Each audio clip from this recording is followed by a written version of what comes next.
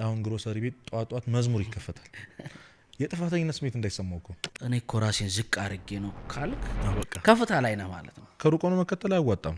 አጤንዱ ፍተዳይ ለመዳን ቅርቦቹ ቤተክርስቲያን ውስጥ ያለን ሰዎች ነው። ብዙ አባቶች ሁሉ የሚናገሩት ነገር እኛ ዓላማችን ጥሩ ክርስቲያን መሆን አይደለም፣ ባዶ ክርስቲያን መሆን። የሆነችን እርጉዝ ሰልፍ ላይ ምናምን ማስቀደም ትትና ነው ብዬ አላስብም። በቃ የመኖር አንድ አካል ነው።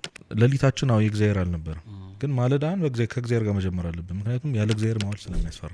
አንተ ልብስና ጫማ ስትቀያይር በአንድ ልብስና በአንድ ጫማ ስንት ዓመት የቆየው ሰው አንተን አይቶ እግዚአብሔርን ያማራል። ስላንተ ብሎ ጦርነት ሊነሳ ይችላል ዓለም ላይ በቃ የሆነ አንተ እንድታየው፣ ግን ኮንሽስ ካልሆንክ አታየው። በአንዲት ልጅ ሱሳይድ ምክንያት ዋና የኬዙ ዋናው ሰው ሆኜ ማለት ተጠያቂው ሶሻል ሚዲያው ክርስትናን ፋሽን እንዳያረገው አትፈራም?